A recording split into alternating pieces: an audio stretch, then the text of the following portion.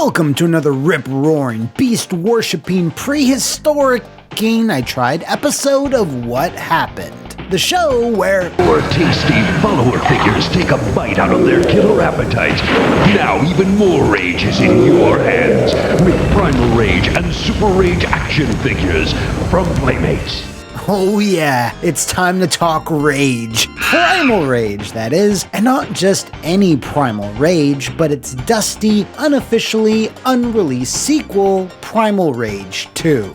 When I chomped and stomped to over 1 million social media followers as Sauron in this video here, I made a fleeting mention of Rage 2's existence, and was surprised to see that so many people still hadn't heard of it. It was only a few years ago where a sizable percentage of the gaming media was talking about its unearthing, but that's just fine. Anytime I can talk about classic, pure, unfeathered dinosaurs and other strong monsters, well, I just relish it. So bare your fangs and get ready to pee on your foes,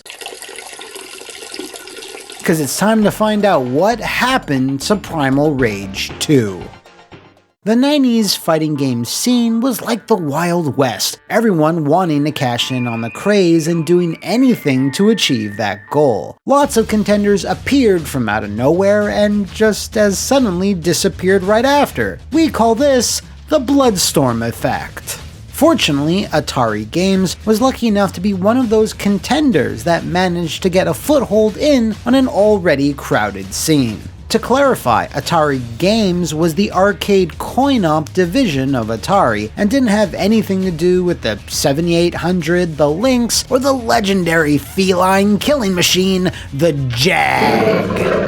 A fighting game was being worked on within the division around 1994 called T-Rex, and relatively new hire Chris Tang had been added to the project's ranks. The game soon evolved into Primal Rage, which saw armature-based puppets duking it out for worldwide supremacy, all through the magic of stop-motion animation. Chris was a fighting game expert, having won various tournaments years prior, but since he had joined the team after the project was greenlit, a lot of its gameplay design was already established. His job was to balance the characters, adjust the hitboxes, and fine-tune the gameplay as best he could. Atari, though, in these days, desperately needed a hit, and to capitalize on the rise of bloody arcade fighters, the game was rushed to make a deadline. The team had designed a final boss named Necro-san, but due to the extremely long process of stop-motion animation, couldn't finish him in time. But you can't have a fighting game without some type of end boss, so they did the only thing they could, slap together a gauntlet-based challenge of all previously defeated gods. It would have to do. Fortunately, the colorful, combative carnivores made Primal Rage the #1 arcade game of 1994 and a massive hit for Atari. It was certainly something a bit different, but familiar enough to draw in casual arcade goers. You just couldn't help but get hyped every time the game told you it was time to rage.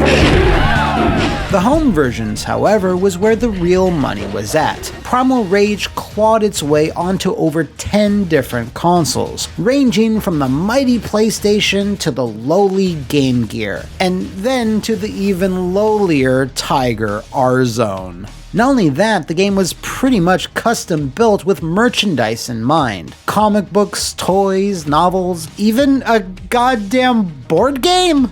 Yep, I'm buying that, and thank you. Atari then felt they could freshen up the arcade version via ROM updates, with the initial plan being to finally add Necro-san to entice players to plunk in extra quarters. Eventually, however, that idea went extinct, as they all felt given the first game's success, they would be better off launching into a full-on sequel. There was a bit of a problem though. While Primal Rage attracted casual players and kids, competitive fighting game fans who had put tons of money into machines to take on others tended to stay away from it, with its clunky method of special move inputs being one of the chief reasons as to why.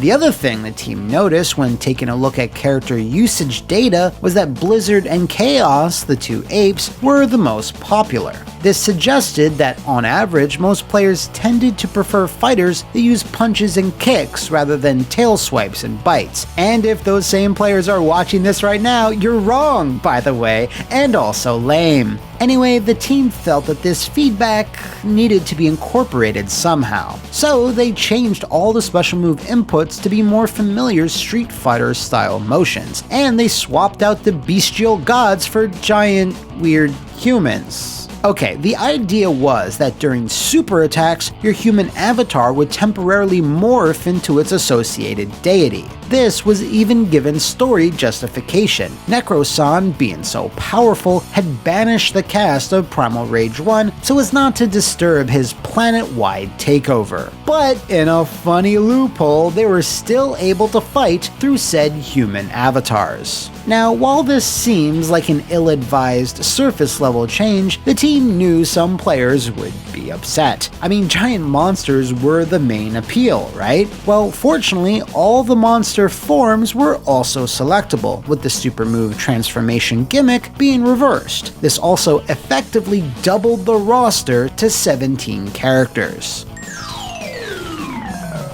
With the design in place, the project was formally greenlit and entered production in March of 1995, with over 20 staff members working on a budget of $2.5 million. Now, while that doesn't seem all that much when compared to, $309 million, it was still big ambitious style for an arcade fighter in '95. Now, most of that budget would go towards the creation of the puppets for all the new characters, as well as hiring more Hollywood stop-motion artists to bring them to life. Now, in a cool instance of effective marketing, breadcrumbs were left for fans that hinted at this new direction. The concept of human avatars was introduced in the Primal Rage 1 novelization, please let me know if you've read this, and toys of Slash Fang and Necro-san were shipped to stores well before the game ever came out, which would be awkward because the game never came out. Finally, the sequel was talked about in all the gaming magazines of the day, mostly showing off concept art of the new human fighters. This might unlock core memories within some of you out there. Yeah, I remember something about a Primal Rage 2. Whatever happened to that? I'm telling you right now! It's the name of the show! While all of this sounded good on paper, the team wanted to make the game look as impressive as possible, and with that 2.5 million Dino Bucks, they decided to dramatically increase the quality of animation. Primal Rage 1 had roughly 400 unique animation frames per character, whereas Rage 2 increased this to between 1,200 to 2,000 frames. If you know anything about stop motion, well, this was an insane amount of work, especially since the technique was an altogether different beast from pixel art. You couldn't really reuse or repurpose any frames, as each one was manipulated by hand in a long, drawn-out process. What's worse, though, is that since the roster had been doubled, Rage 2 was shaping up to be a massive memory hog and would need specialized hardware to house all that data. And what's even worse still is that it made the game future-proof. No, wait, what's the opposite of future-proof? Past week? See, because of all the data and the custom hard drive, it would make ports onto consoles a nightmare or just impossible altogether. Cartridges couldn't handle that shit, as evidenced by Killer Instinct's lack of FMVs and scaling backgrounds, even on the mighty Nintendo Ultra 64. Supreme victory! And CD-based game consoles like the PlayStation would sputter and cough trying to render all that 2D animation on the fly, especially when fighters could morph between two forms. I'm sure a lot of you have PTSD from MK3 Shang Tsung.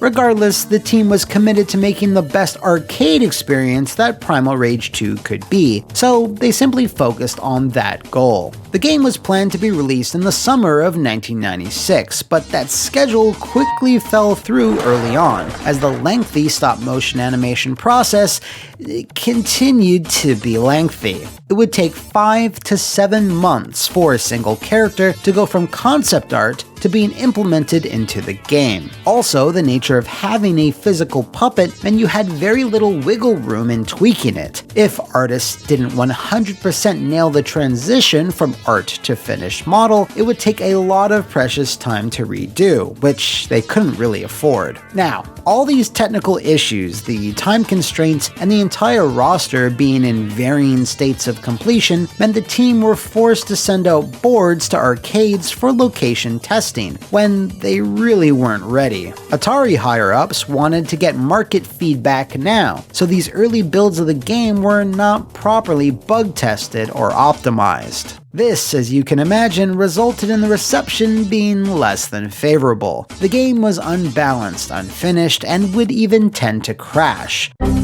The team took it in stride though. They would be able to fix it and get it into much better shape, they just needed more time. But unbeknownst to Chris Tang and the rest of the members of the Primal Rage team, they were nearly out of it. Later, in 1996, Williams/Midway purchased Atari's coin-op division from parent company Time Warner, which meant that Primal Rage was now under the same banner as Mortal Kombat, their competitor.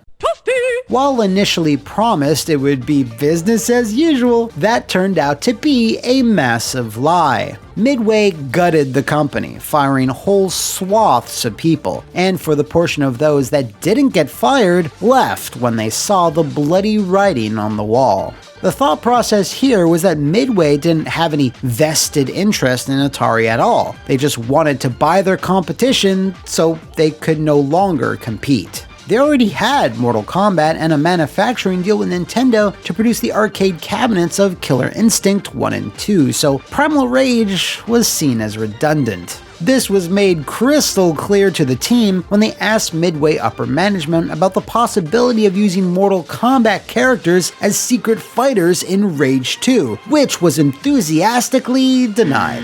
Disappointed but still hopeful, Chris Tang and the team felt that with all the merchandising and the success of PR1 home ports, there was no way Midway would cancel the game. The game was canceled at the end of 1996. Did everything just jump around, or did my brain just stroke off there for a second? They were given a handful of weeks to wrap up before they would be relocated to different projects. Now, just prior to this, the team had sent out their latest build for location testing, and they had worked extra hard leading up to this to have the most complete and stable version yet. It had all the main features and characters in place, and only lacked certain moves, a lot of fatalities, and final balancing. The entire team, especially Chris Tang, were devastated when the axe came down. Unlike Primal Rage 1, he was on the ground floor for this, and felt that the sequel, while unfinished, played far better overall. He loved fighting games, and it was a dream come true to work on them, but now, no one would ever experience Primal Rage 2. 24 months of work just gone up in smoke. While other team members found work elsewhere within Midway, Chris opted not to, as he felt the project had been disrespected and discarded without just cause. While Mace the Dark Age had just started ramping up its development, Chris simply sat at home until he was formally fired. Don't feel too bad for him though, as he already had another job lined up with a little-known company called Capcom, and was put to work as a translator and tester on Street Fighter 3. Given Chris's experience of fighting games, you could definitely say that, yeah, that makes sense. Now, while he viewed this as a great honor, he wasn't involved with any part of the main development, the mechanics and whatnot, but working at Capcom was still a great distraction from his heartbreak over Primal Rage 2. At a fantastic GDC talk he gave in 2018, he recalled that his memories of the game started to warp and change, that Rage 2 was a failure, a buggy mess that was something to be ashamed of, and not what it actually was, a victim of short-sighted business decisions. Then, in 2003, Atari Games, which had been renamed to Midway West, was officially closed after a further series of game cancellations. It was the end of an era, and while we've mostly stuck to their fighting games, other teams within the division were responsible for some absolute classics, such as the San Francisco Rush series, California Speed, and Gauntlet Legends. Around the same time, arcades had fallen out of favor, giving way to the exploding power and technology afforded by modern consoles. Conversely, however, the popularity of emulating arcade games started to rise, and this is where some interesting wrinkles had started to form. Inevitably, once people start digging around long enough, ROMs are uncovered, but the problem was that Primal Rage 2's hodgepodge of an arcade board and hard drive made it difficult to emulate for decades, and that's not even the half of it. Chris later found out through programmers he had kept in touch with over the years that they had coded much of the game to not display properly if it was hacked or emulated. A far less pronounced version of this anti-piracy tech had been implemented in Primal Rage 1, but in this case though, it made the sequel completely unplayable, so it remained enshrouded by the veil of obscurity. By 2014, Chris, and well, most people, had pretty much forgotten about Primal Rage 2. But that's precisely when the Brookfield, Illinois institution, Galloping Ghost Arcade, announced they had secured a Primal Rage 2 board, and that the game was ready to be played by the public. They then live streamed it on their Twitch for over 2 days, and this is where Chris got to see it running again for the first time since 1996. He was floored by the positive comments he saw, with people expressing a primal desire to play it. This made headlines across the internet. A long-lost arcade game finally playable after spending 15 years in the dustbin of history. Fans trekked to Galloping Ghost from all across the world and started uncovering the game's secrets, fatalities, and marveled at how complete it felt. The entire franchise got a new lease on life. The story doesn't quite end there though. In 2017, an effort was made to make Primal Rage 2 functional through emulation, an effort spearheaded by one Gruntzilla94. By making a specialized version of MAME called MAME for Rage 2, it got the Savage sequel playable on PC, and while the emulation isn't perfect, it's still a Herculean effort when you consider all the technical hurdles. Chris Tang is now immensely happy that fans have embraced PR2 after finally getting a chance to go hands-on with it. Right now, he's at Hitspark Games, working on the Space Harrier-inspired shooter Strike Blazinger.